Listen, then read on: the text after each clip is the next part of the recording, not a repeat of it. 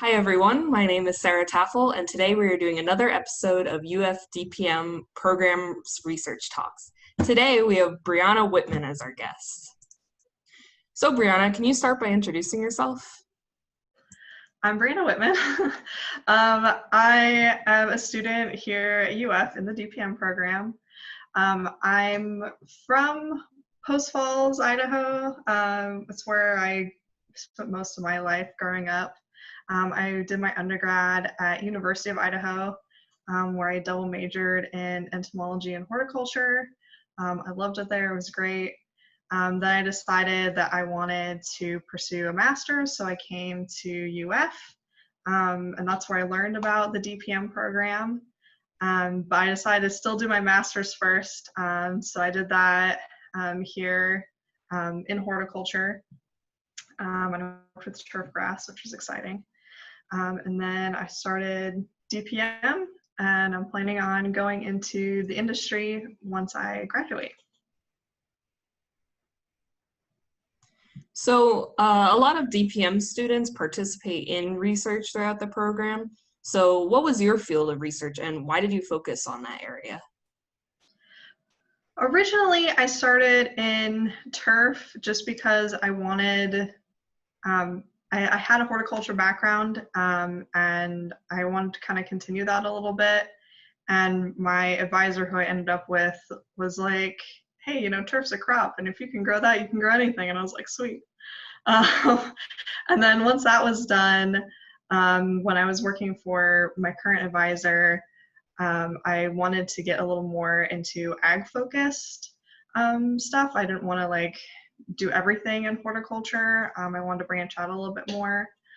So I was assigned to a different project with peach trees actually. So I've been working with peach trees and the peach tree borers.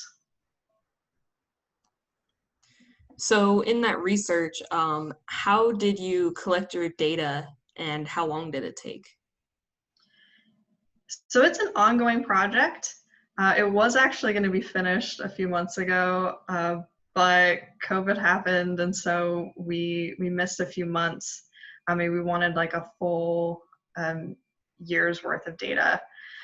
So what's happening is peach is kind of an emerging industry in Florida. It's a lot bigger in other states. Obviously Georgia is known for peaches, but Florida is definitely not. But because there's kind of a shift away from citrus right now, other crops are being looked at, and peach is one of those crops. But because it hasn't really been a big deal before, now there hasn't been a lot of research into pests or how those pests are different in Florida.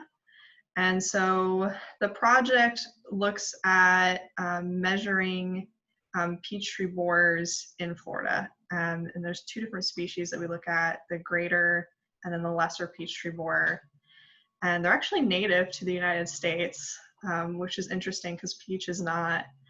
And what we do is, well, what I do, because I'm the only one out there, is I go out to established orchards. So there's already people growing it out in the state, and the farmers let us use their fields. And I go out there and I use something called a wing trap, which looks like a white sandwich. And it has like a sticky bottom, and you put a pheromone lure on it, and it's actually very specific to these borers.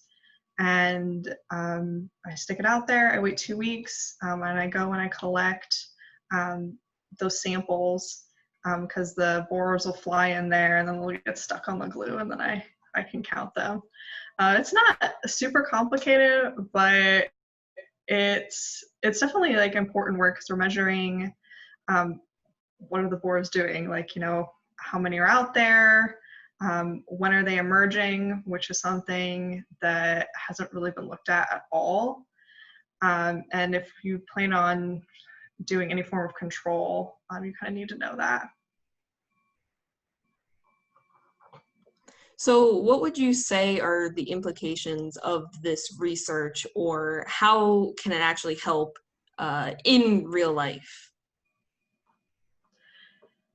It's definitely going to help farmers with control.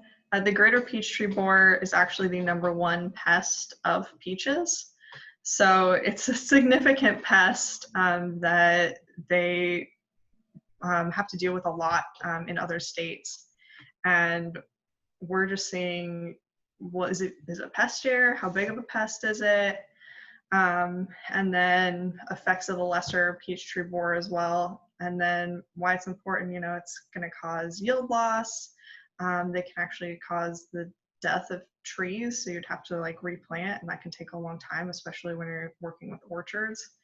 And because they're borers, the larvae are actually inside the tree, which makes them really difficult to control.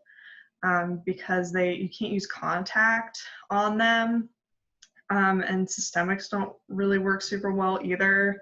They're hard to get to, they're hard to deal with, and it's usually a little easier if you can manage to deal with the adults, because the adults are out and they're flying around. And if we can measure seasonal emergence, and we could be like, all right, this time of year, if you want to put out control measures, that's when the adults will be there, and you can reduce populations that way. Well, thank you for taking the time to explain that. It does seem like a very good opportunity, as you said, since not many people are looking at this insect, despite it being significant in agriculture. So to finish off, how do you think the DPM program has helped you to prepare for this? I think one of the greatest strengths of the DPM program is flexibility. So you kind of decide what you want to do, and then you can kind of tailor your program to meet that need. So I wanted to do more in industry related stuff. I wanted to be out in the field. I wanted to do research sort of like this. And because of the flexibility, I was allowed to do that. And other students have had different research or different topic interests, and they were able to do that too. And I think that is the big strength of DPM. So do you have any advice to new DPM students on how to be successful when completing their own research? I think you have to be patient. It's definitely a long and a complicated process. And this is going to sound like really silly, but active listening, because sometimes you get a little like overwhelmed by stuff. And if you really pay attention, like professors really know what they're talking about. And other graduate students, not necessarily DPM students, but like all graduate students, they're a great resource, because they're also trying to figure stuff out. I just started a project actually for my internship, and stuff is going wrong with the field trials, and we have to readjust and rethink about it. But every time that happens, you get new experience from it, and you can really learn a lot from it. Professors have lots of practice with that. All right. Well, thank you very much, Brianna, for zooming in and giving us all that good information. And thank you to our audience for watching another episode. Stay tuned for more. Bye.